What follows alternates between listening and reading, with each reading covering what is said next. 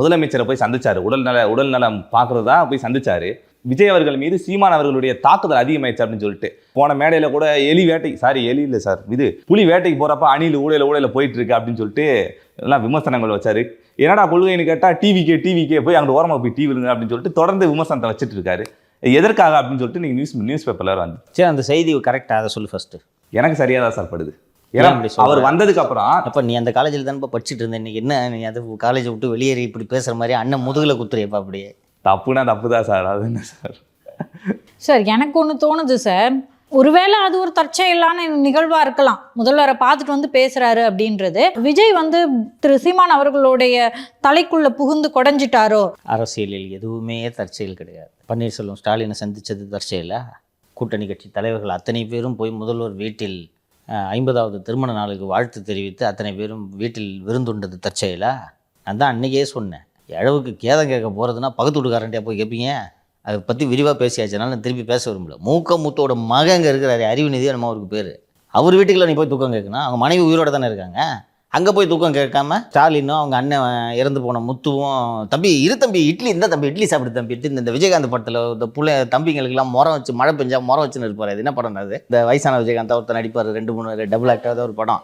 அது மாதிரி அண்ணன் தம்பிங்களா அவங்க 2 பேரும் பார்த்துக்கிட்டதே கிடையாது. அப்படியே ஒரு இறந்துட்டாரான் முத்து, ஒரு தூக்கம் தங்காமல் அழுதுனே இருக்காரான். அண்ணே கண்ணு தொடச்சிங்கன்னு தொடச்சி விட போனார. அதற்கு பிறகு சீமானோட நீங்கள் நடவடிக்கைகளை கவனித்து பார்த்தால் வேறுபாடு தெரியும்.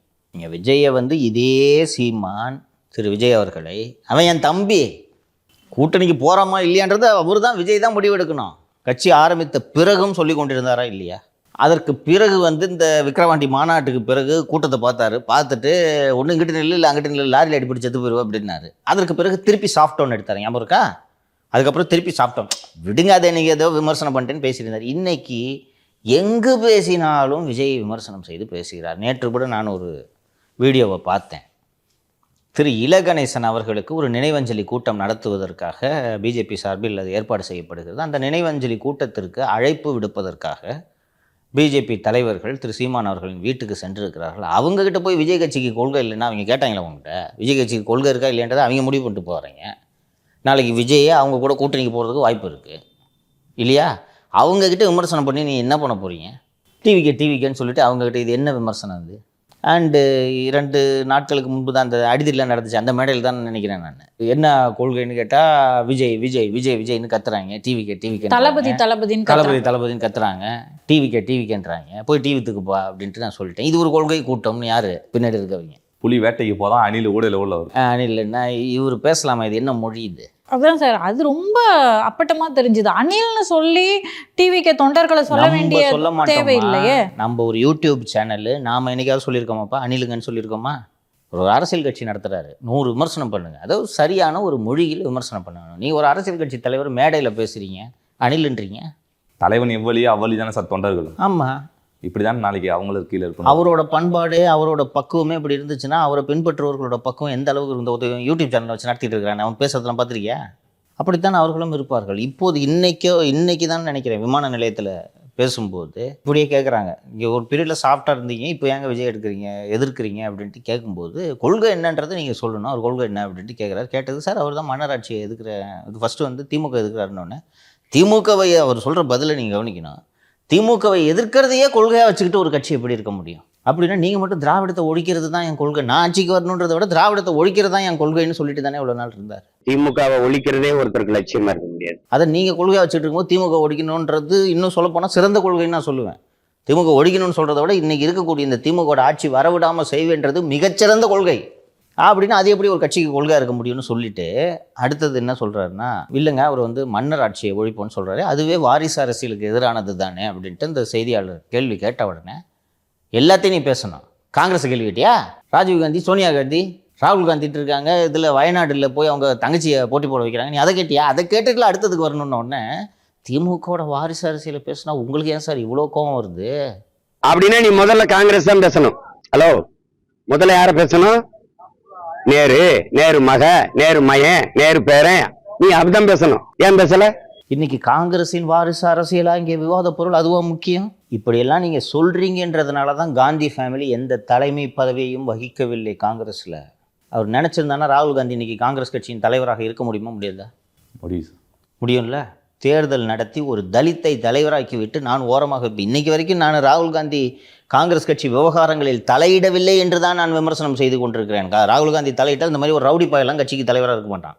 புரியுதா? தலித்துன்றதுக்காக திரு மல்லிகார்ஜுன கார்கேவுடைய செல்வாக்கால் அவருடைய பரிந்துரையினால் மட்டும்தான் இந்த ரவுடி என்று தமிழக காங்கிரசின் தலைவராக இருக்கிறார். ராகுல் காந்தி தலையிடவில்லை என்பதைத்தான் நான் விமர்சனமாக வச்சுக்கிட்டு இருக்கேன். உன் கட்சி நல்லா இருக்கும்னா நீ இதெல்லாம் சரி பண்ணணுன்றேன். பொதுவாக இந்த மாதிரி தலைவர்களை உருவாக்கிட்டாலும் இவங்க வந்து நிழல் தலைவர்களா இருப்பாங்க. தலையிடவே மாட்டேன்ட்டார் அவர். அதான் இங்க இருக்க காங்கிரஸ் நிர்வாகிகள் போயிட்டு கம்ப்ளைண்ட்னு சொல்ல போனா கூட கார்கேவை பாருங்க, இப்போ கிட்டத்தட்ட மன்னராட்சியை கண் கூட அப்படி பார்த்துக்கிட்டு இருக்கோங்க. பேரனை கொண்டு வந்து மேடையில் உட்கார வைக்கிறாங்க. இதை அவர் விமர்சனம் பண்றாரு. இதுதானே இன்னைக்கு தேவை. வயநாடுல யார் எம்பின்றது நமக்கு முக்கியமாப்பா. அதை வயநாடு மக்கள் கேட்டுக்கொள்ளட்டும். நீ தானே சொல்ற பக்கத்து மாநிலத்தில் விட எனக்கு தமிழனை பற்றி தான் எனக்கு அக்கறை அதிகம்னு சொல்ற. இப்போ தமிழன் செத்துக்கிட்டு இருக்கான் அந்த ஆட்சியில். அதை திரு விஜய் அவர்கள் கேள்வி எழுப்புகிறார். நீ மன்னராட்சினா அதை கேட்கணும்னு சொன்னா அவரோட அஜெண்டா தெரியுதா? என்ன அஜெண்டான்றதை சொல்கிறேன். நாங்கள் நேரடியாக விஜயை தாக்கப் போவது இல்லை. ஏனென்றால் விஜயுடைய வளர்ச்சி, விஜய் வாங்கும் வாக்குகள் எங்களுக்கு நல்லது. திமுக எதிர்ப்பு வாக்குகளை தான் விஜய் வாங்கப் போகிறார். விஜயோட வாக்குகளை சிதைக்கும் வேலையை நீங்கள் செய்யுங்கள். நாங்கள் அதிமுகவை திட்டுறோம், விஜய் எங்களை திட்டுறாரு, நீ விஜய் திட்டு. புரியுதா டீல்ல? நீங்கள் அந்த சந்திப்புக்கு மூக்கமுத்து துக்க நிகழ்வுக்கு துக்கம் விசாரிப்பதற்காக முதல்வரை சந்தித்து வந்த பிறகு சீமான் வேறு எதையுமே பேசுவதில்லை, விஜயை மட்டும் ஒற்றை இலக்கமாக வைத்து பேசி கொண்டிருக்கிறார் என்று நீங்கள் கவனித்து பார்த்தால் நன்றாக தெரியும். ஸோ ஒரு யூடியூப் வீடியோவுக்கு 2 லட்சம்னு சொன்னேன்ல, இப்போ இதோட 5 வீடியோ வந்துச்சு, 10ஆச்சா? தெரியுதா உங்களுக்கு? பேட்டர்ன் தெரியுதா? இது நல்லா நீங்கள் கவனித்து பார்த்தீங்கன்னா அந்த டேட்ல இருந்து தான் இது ஸ்டார்ட் ஆகும். எல்லா மீட்டிங்லையும், எல்லா பத்திரிகையாளர் சந்திப்புலையும் நீங்கள் ஒரு கட்சி ஆரம்பிக்கிறீங்க, அவர் ஒரு கட்சி ஆரம்பிக்கிறதுல என்னவா தப்பு இருக்குது? ஜனநாயக நாடு, யார் வேணாலும் கட்சி தொடங்கலாம். உங்கள் வாயில் நீங்கள் தானே சொன்னீங்க நாங்கள் 2 பேரும் கூட்டணி அமைக்க போகிறோம்னு, சொன்னீங்களா இல்லையா?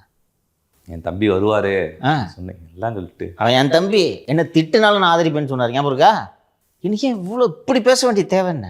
ஸோ அப்போது திமுக கொடுக்கும் சாவிக்கு ஏற்றார் போல சீமான் ஆடிக்கொண்டிருக்கிறார் என்பதை உங்களுக்கு பார்த்தால் தெரியும். இங்கே நம்மக்கிட்ட நேர்காணல் அளித்த திரு ஜெகதீச பாண்டியன் அவர்கள் முழுமையான வாக்கு வியாபாரியாக திரு சீமான் அவர்கள் மாறிவிட்டார் என்பதை 2-3 நேர்காணல்களில் அவர் பதிவு செய்திருக்கிறார். ஸோ இந்த 26க்கான வியாபாரம் திமுகவை வைத்து, திமுகவோடு மகனுக்கு போட்டியாக பெரிதாக வளர்ந்து விட போகிறாரே திரு விஜய் என்பதற்காக விஜயை டார்கெட் பண்ணோம். நான் விஜய் நம்ம ஏன் டார்கெட் பண்ணணும்? அதுக்குன்னு ஒரு ஆளை நியமித்து விடுவோம். முழு நேரமாக உனக்கு இதான்ப்பா, என்ன லைட்டாக திட்டிக்க, அங்கே வெயிட்டாக திட்டு, அவ்வளோதான். அது நடந்துக்கிட்டு இருக்குது. பார்த்தீங்களா நீங்கள் அதுக்கு முன்னாடி அந்த ஸ்டாலின் வீட்டுக்கு போகிறதுக்கு முன்னாடி சீமானோட கூட்டங்கள் எல்லாவற்றையும் பாருங்கள். இந்த அளவுக்கு இருக்காது. தேவை ஏற்பட்டால் ஏதாவது ஒரு கருத்து சொல்ல மைல்டாக சொல்லிட்டு போகிறேன். இப்போது இது மட்டுமே வேலையாக வைத்திருக்கிறார் என்பது வேறுபாடு தெரிகிறதா? அப்போ எப்படி நீங்கள் இதை தற்செயலான நிகழ்வாக சொல்லுவீங்க? நீங்கள் அதாம்மா அஜெண்டா. நம்ம தான் அதை பற்றி விரிவாக பேசணுமே. துக்கம் விசாரிக்க மூக்கமுத்து வீட்டுக்கு போகாமல் ஸ்டாலின் வீட்டுக்கு எதுக்கே போகிற நீ? நான் கேட்குறேன். அதுக்கு பிறகு இப்படி பேசுகிறாங்கன்னா இதாம்மா அரசியல். இதை கூட புரிஞ்சுக்கலன்னா நம்ம பத்திரிகையாளர்கள் லாய்கலன்னு அர்த்தம். மக்கள் புரிந்து கொள்வார்கள். புரிஞ்சுக்கிட்டாங்க சார் மக்கள். ஆமாம், உனக்கு நான் இன்றைக்கி பேசிகிட்டு இருக்கேன்ப்பா, இன்றைக்கிலேருந்து என்னோடய நிலைப்பாடு என்னன்றது மக்கள் எல்லாருக்கும் தெரியும். நான் போய் இன்றைக்கி உதயநிதியை சந்திச்சுட்டு வரேன், புகைப்படம் வெளியாகுது. 2 நாள் கழித்து திமுக ஆட்சி ஒன்றும் அவ்வளோ மோசம்லாம் இல்லைன்ட்டு நான் பேசுகிறேன்னா பார்க்குறவங்களாம் பைத்தியக்காரனா? பேமெண்ட் வந்துருச்சுடா அவனுக்கு சொல்லுவாங்களா மாட்டாங்களா? சொல்லுவாங்க இல்லையா? ஏன் என்னோட நிலைப்பாடு திடீர்னு மாறுது? என்னோட இலக்கு ஏன் திடீர்னு மாறுது? ஒரு காரணம் இருக்கணும் இல்லையா? இதுதான் காரணம்.